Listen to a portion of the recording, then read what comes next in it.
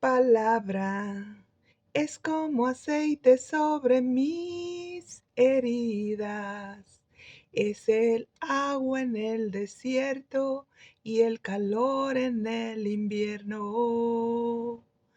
Tu palabra es la voz que me habla en la mañana.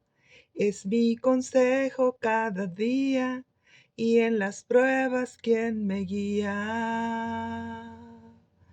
Podría estar perdido como un náufrago en el mar y aún perderlo todo hasta el aliento. Podría estar hambriento como un niño sin hogar, pero yo sé que tu palabra siempre a mí. Podría estar perdido como un náufrago en el mar y aún perderlo todo hasta el aliento. Podría estar hambriento como un niño sin hogar, pero yo sé que tu palabra siempre a mí me sostendrá. Tu palabra es como dulce miel para mis labios. Es la perfecta melodía que me deleita cada día. Tu palabra es mi refugio en medio de las pruebas.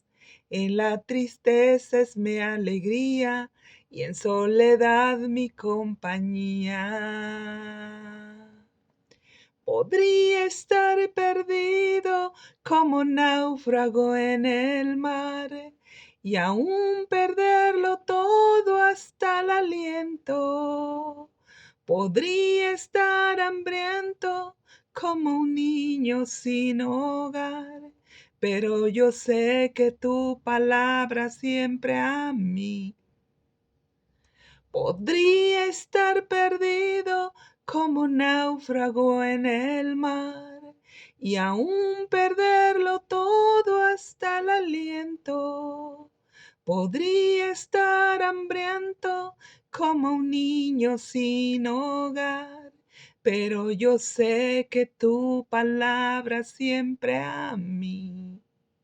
Pero yo sé que tu palabra siempre a mí me sostendrá. Así es, chicos hermosos, si nosotros conocemos la palabra de Dios, nosotros vamos a poder seguir adelante en la vida, vamos a tener esa vida, ahora sí, abundante que promete la palabra del Señor. Y bueno, pues estamos aquí casi a punto de terminar los estudios de hombres y mujeres de la Biblia. Estamos estudiando el Nuevo Testamento y ha sido un refresque para todos en el momento en que entramos en el conocimiento de la verdad, de lo que es Jesucristo nuestro Salvador, de lo que hizo, a qué vino a esta tierra y de cómo se formó su iglesia. En eso estamos. Y hoy vamos a ver 3 historias que son pequeñitas, por eso son 3. La historia de Tíquico, la historia de Juan Marcos y la historia de Timoteo. Por favor, acompáñenme para que veamos qué enseñanza nos dejan estas personas. Hermano amado y fiel ministro en el Señor, así se refería el apóstol Pablo al hermano Tíquico. Yo creo que es un privilegio ser reconocido tan hermosamente por alguien de tan grande altura espiritual como fueron los apóstoles que el Señor Jesucristo personalmente llamó y capacitó para su ministerio. Cada vez que Tíquico es mencionado en las Escrituras, estaba cumpliendo algún encargo para el apóstol Pablo. Y es interesante saber y ver que desde su inicio, el cuerpo de Cristo, es decir, su iglesia aquí en la tierra, estaba siendo formada y dirigida por hombres y mujeres llenos del Espíritu Santo, que no eran perfectos, pero sí que tenían un corazón recto y dispuesto para el Señor. La Biblia nos enseña que Dios mandó que fuéramos perfectos. Como yo soy perfecto, dijo el Señor.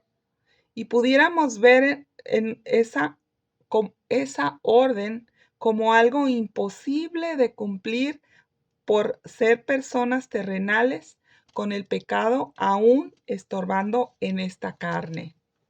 Pero al ver las escrituras desde el Génesis, Dios nos revela que las órdenes o mandamientos que Él nos da no son para que nosotras las cumplamos en nuestra carne, en nuestras fuerzas, sino que para que sean realizadas a partir del conocimiento de Dios, que es todopoderoso, porque es omnisciente, omnipresente, y nada está fuera de Él, y todo por Él existe.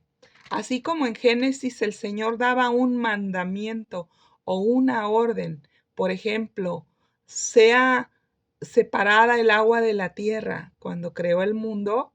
¿Y qué sucedió? Se obedeció, se logró, se hizo. Entonces, los mandamientos y las palabras que Dios nos da son para que se hagan en nosotros, en nuestro ser, no para que nosotros las hagamos. Ojo ahí, chicos. Nosotros en nuestras propias fuerzas nada podríamos hacer sin el poder del Señor en nosotros. Él es el que hace. Así es que Él dio la palabra de que fuéramos perfectos. De hecho, cuando nos creó, fuimos su obra maestra, ya que a Él, al momento de vernos, dijo, el hombre es bueno. Él vio lo que hizo y dijo que era bueno. Así que los mandamientos que Dios nos da son órdenes que nuestro ser espiritual pone por obra simplemente porque lo dijo Dios y porque escrito está. Alguien puede decir, pero yo veo a las personas en el mundo que nadie, aunque crea en Dios y practique una religión, son perfectos como Dios. Esto yo me pregunté también un día y el Señor me mostró que un cable de electricidad, si no está conectado a la fuente de electricidad, no estará cumpliendo el propósito por el cual fue hecho ese cable, sino que será solamente un cable inerte. Las personas que no saben para qué Dios les dio la vida en esta tierra, deben de saber que Dios creó a la humanidad primeramente para que lo conocieran a Él, para que lo adoraran y para que lo sirvieran. Este es el fundamento de toda la creación de Dios.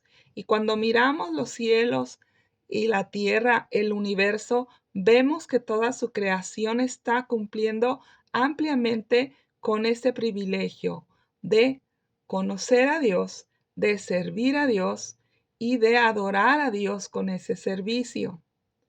Todo se hace excelente porque todo fue hecho para Él. El universo hasta los ángeles tienen vida porque Dios los creó y les dio vida.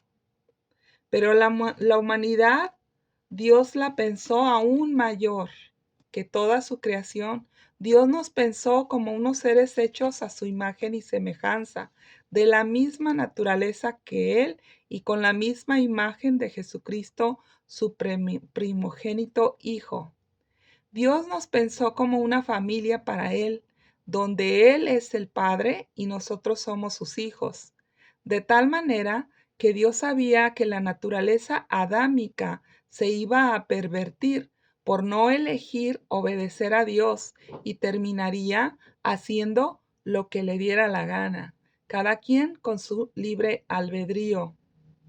Todo esto a razón del pecado, y por ello tendría que venir un redentor a salvar lo que se había perdido para volverlo al plan original, conectándonos con la fuente original que es Dios, ya que a causa del pecado habíamos sido expulsados y así es imposible que nuestra propia autosuficiencia, poder y ser perfectos, llegáramos a ser como Dios es perfecto. Jesucristo tiene que hacer una obra de salvación espiritual para que nosotros podamos nacer de Dios y ya no de voluntad de hombre o de mujer como nacemos humanos, sino una voluntad divina del agua y del espíritu, es decir, de la sangre y del espíritu. Así podemos ser una nueva generación de seres, ya no terrenales como en la naturaleza adámica, sino ahora celestiales, con la naturaleza de Jesucristo nuestro Redentor. Y una vez conectados a la fuente eterna, vamos a poder elegir y tener la fuerza necesaria por su gracia para hacer su voluntad. Mientras vivamos en esta carne, claro que seguirá habiendo esa lucha interior entre obedecer a Dios o hacer lo que nos dé la gana o lo que cada uno quiera. Pero el Espíritu Santo, si le dejamos el trono de nuestro corazón, Él gobernará nuestra vida y podremos ser perfectos, porque nuestro Padre es perfecto y Él nos ha dado de su misma naturaleza para ser transformados a la imagen de Cristo por medio de su Espíritu Santo. Entonces, en resumen, la humanidad puede llegar a ser perfecta como Dios es perfecto si deciden con su libre albedrío entregarle la vida a Dios, aceptando su plan divino por medio de Jesucristo nuestro Señor. El Señor en estos tiempos nos está llamando a un nuevo pacto, que es el pacto hecho a través de la sangre de Jesucristo nuestro Señor, que fue derramada en la cruz del Calvario. Esta perfección siendo humano sería tener un corazón sincero y dispuesto a dejar que Dios nos transforme. Esa es la perfección a la cual la Biblia nos enseña que nos llama Dios. Dice, sean perfectos como yo soy perfecto. Entonces, la perfección que está llamando el Señor a todos los seres que hemos entregado la vida a Dios es esa, que seamos de un corazón sincero y dispuesto para Dios. Esto es lo que la Biblia llama tener un corazón recto para Dios. Es un corazón sincero y dispuesto y no una perfección de obras, que eso es lo que muchas personas piensan, que tenemos que hacer las cosas perfectamente para poder ser perfectos como Dios, y no se refiere a ello. Se está hablando del ámbito espiritual, es lo que está hablando el Señor en su palabra. Poco a poco seremos transformados y conformados. Dios nos va transformando. Así que cuando vemos las historias de hombres y mujeres de la Biblia, podemos ver su transformación de seres humanos carnales a humanos celestiales y que cada uno cumplió el plan de Dios. Y es interesante ver sus vidas porque nos enseñan a cómo vivir en Cristo. Así era Tíquico. Fue un fiel emisario y colaborador del apóstol Pablo. Pablo mismo escribió, todo lo que a mí se refiere, se lo haré saber por Tíquico, amado hermano y fiel ministro y consiervo en el Señor, el cual he enviado a ustedes para esto mismo, para que conozcan lo que a ustedes se refiere y conforte sus corazones. Esto dice Colosenses capítulo 4, versículos 7 y 8. Nosotros en sus pensamientos muy racionales y humanos podríamos sentirnos inclinados a calificar de importancia secundaria el ministerio de Tíquico, especialmente al compararlo con el ministerio del apóstol Pablo. Pero hay que darnos cuenta que el plan de Dios para Pablo y el plan de Dios para Tíquico no eran el mismo. Sin embargo, ambos eran fuerzas o piezas, más bien piezas claves para el plan de Dios, pues Tíquico fue comisionado para entregar los mensajes de Pablo personalmente a las iglesias y jugó un papel crucial en la distribución de la palabra de Dios y la cumplió fielmente.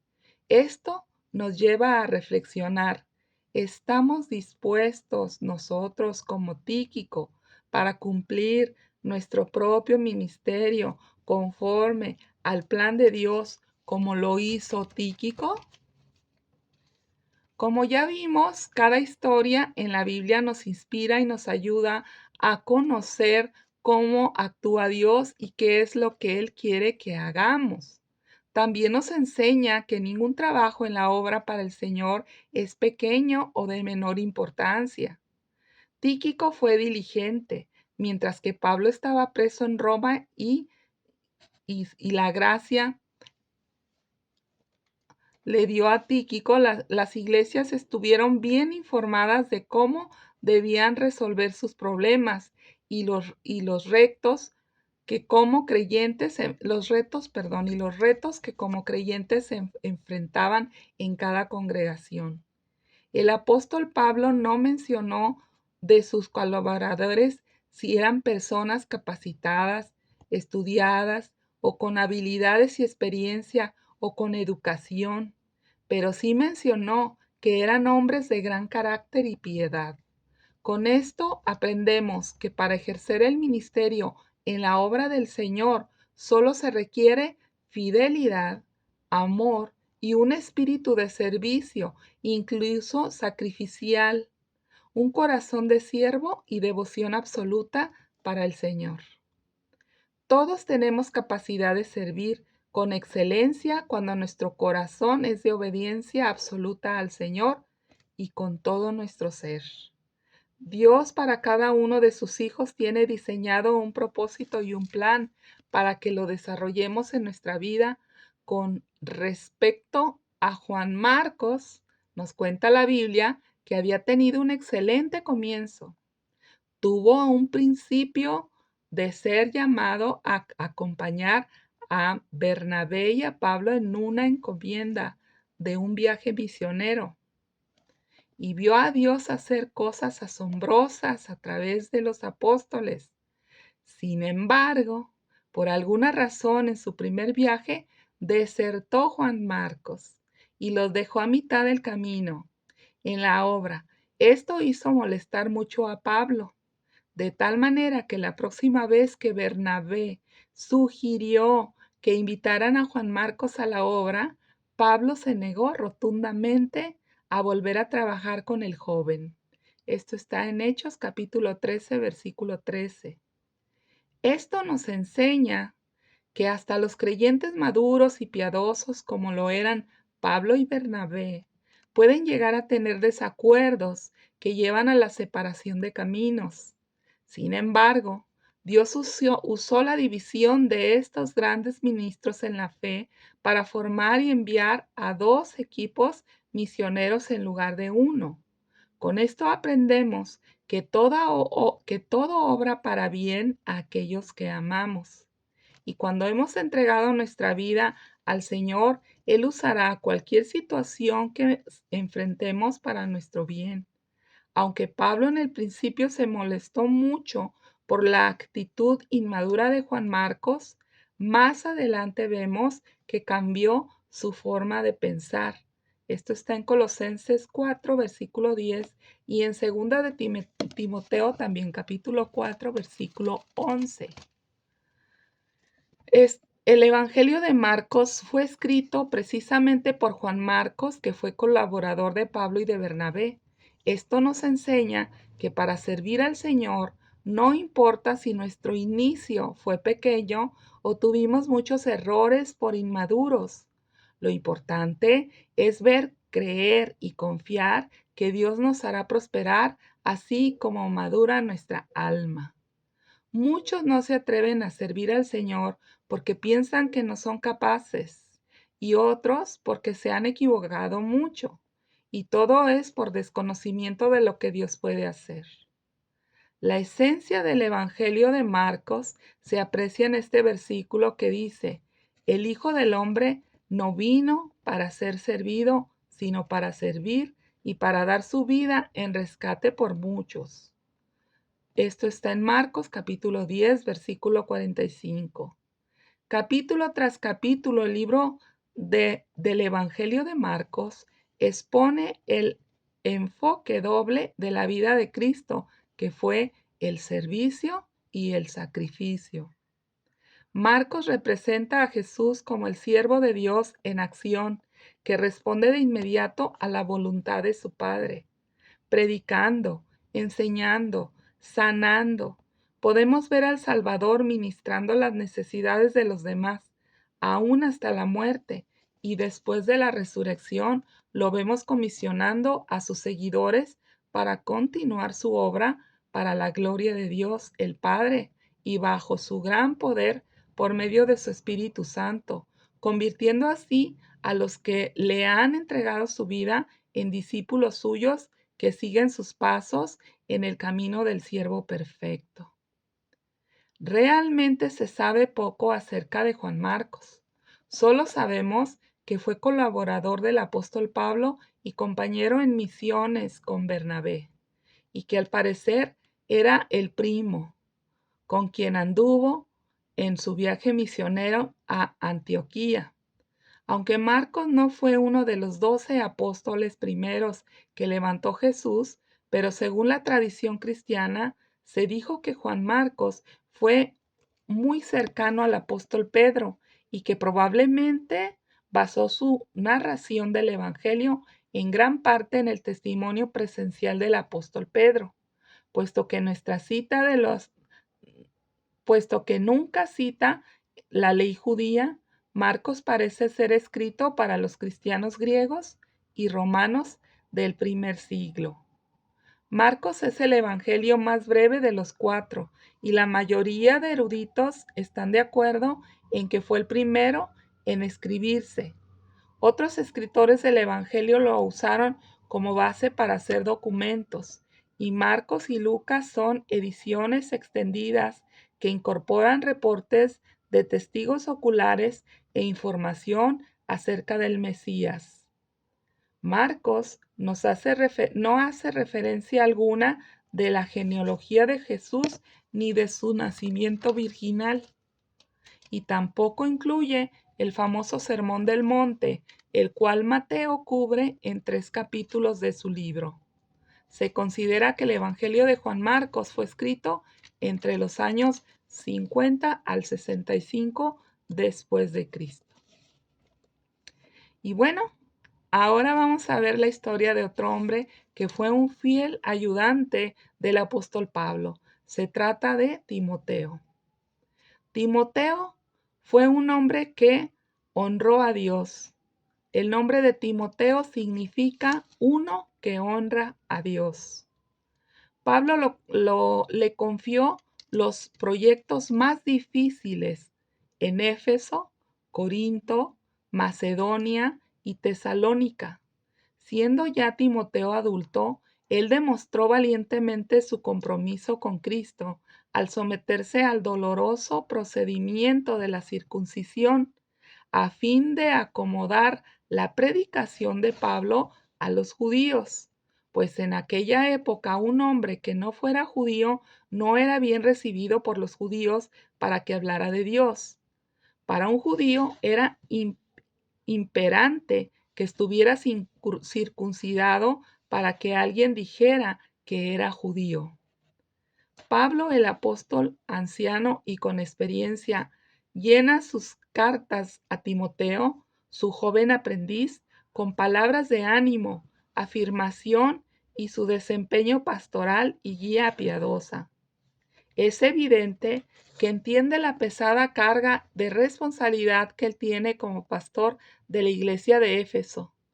Pablo conoció a Timoteo durante su segundo viaje misionero. Esto está en Hechos capítulo 16, versículo del 1 al 3. Timoteo nació mitad griego y mitad judío, ya que su madre era judía y es probable que aceptó a Cristo en Listra, su ciudad natal. Poco después de que Timoteo entregara su vida al Señor Jesucristo, El apóstol Pablo lo reclutó para que formase parte de su equipo misionero. Los problemas en la primera iglesia de Cristo eran terribles. Imaginemos cómo la luz de la verdad de Dios estaba entrando en un mundo entenebrecido, en su mente y en su corazón por el pecado. Pero Pablo estaba convencido de que Timoteo era capaz de manejarlos con la ayuda de Dios y tenía el deber de corregir toda falsa doctrina, motivar la adoración piadosa y desarrollar un liderazgo maduro.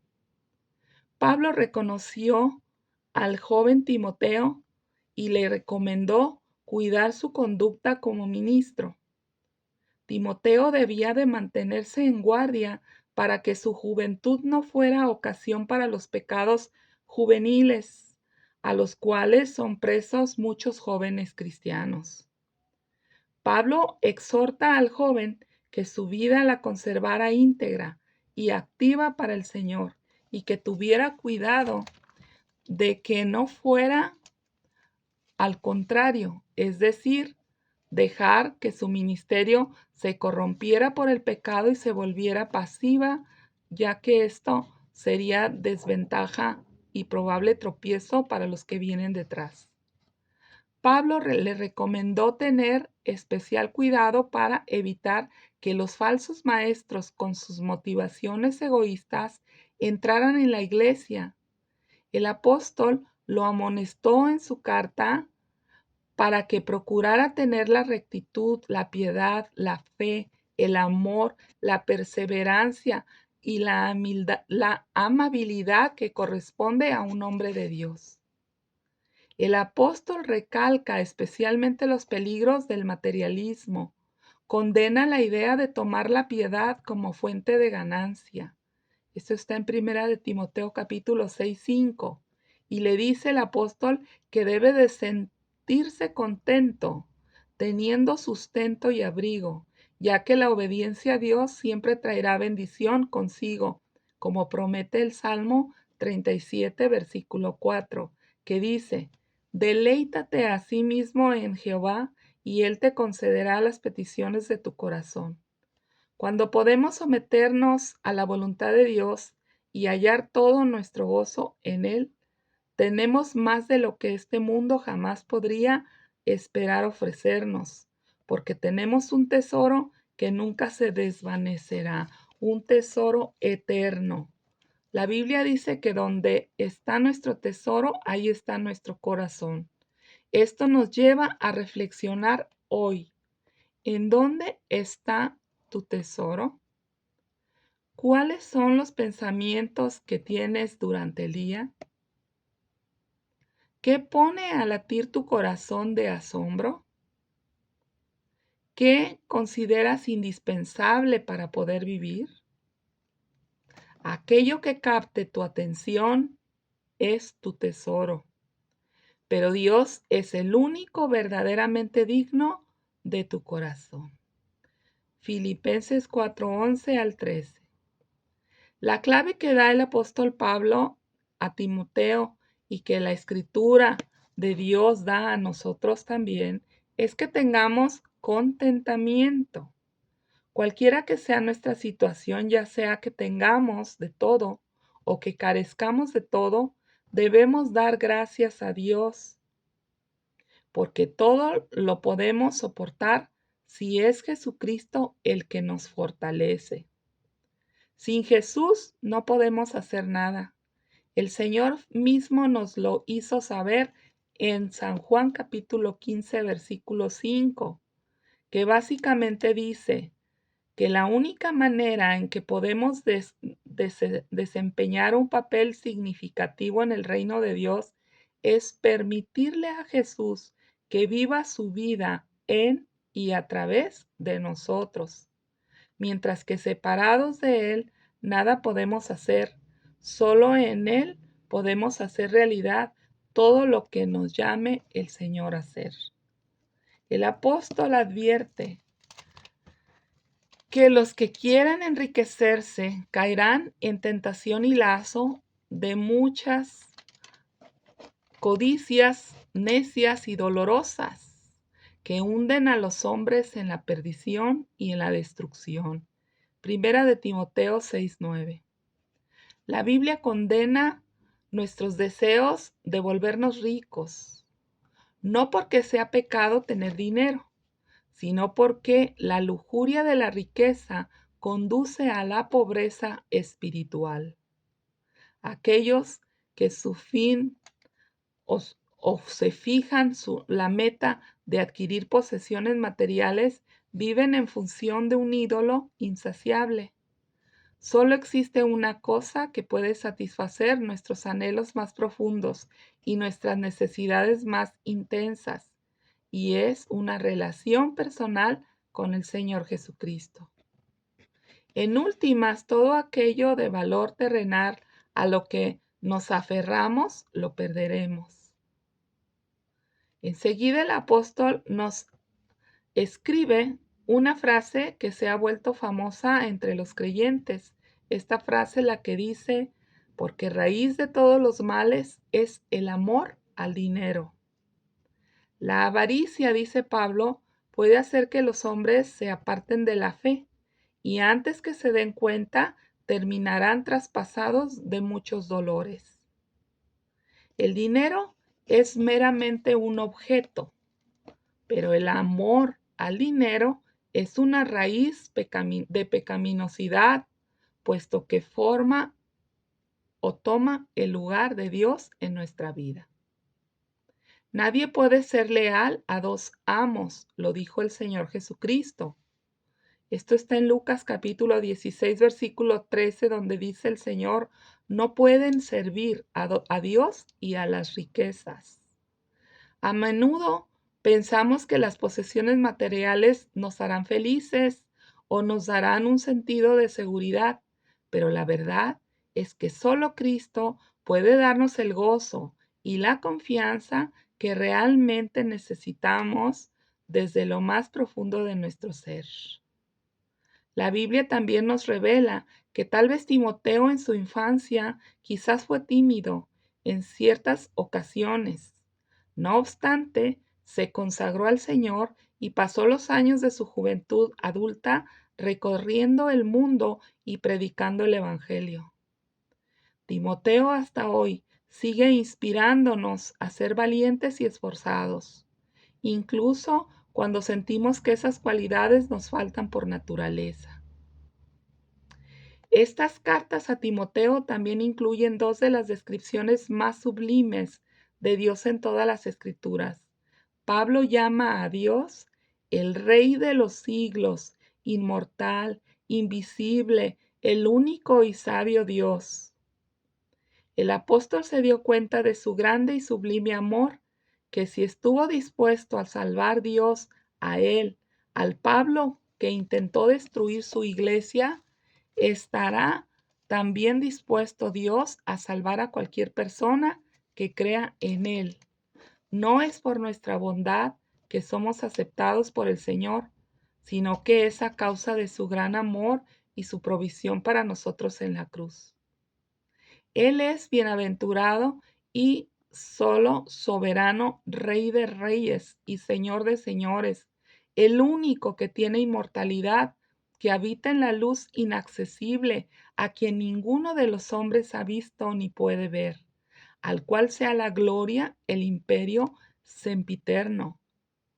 El escritor de los Hebreos también revela que en algún punto Timoteo también fue encarcelado.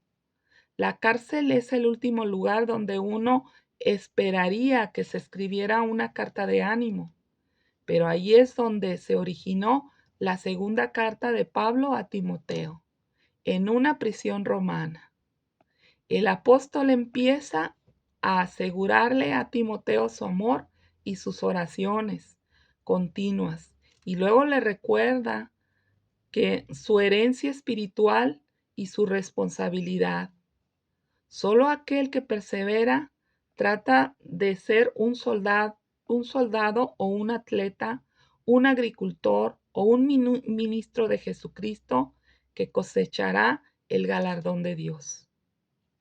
Pablo también advierte a Timoteo que su enseñanza será objeto de ataques a medida de que hombres infieles, aborrecedores de la verdad, por seguir palabras que les calmen la comezón de oír, doctrinas diferentes a la doctrina de Cristo, y le dijo que vendría un tiempo en que la gente rechazará la verdad de la Biblia, la verdad de la palabra de Dios, por sus tradiciones familiares, y fragmentarán el Evangelio, escogiendo lo que ellos quieren creer, y dirán, esto sí creo que es de Dios, pero esto, otro que dice la Biblia, no lo creo, porque no creo que venga de Dios. Por eso es importante darnos cuenta que las palabras con el tiempo se pueden pervertir, dejando de conocerse con un sentido real y verdadero conforme fueron escritas. Junto con este engaño se levantarán maestros impíos que predicarán lo que sus oyentes quieren oír.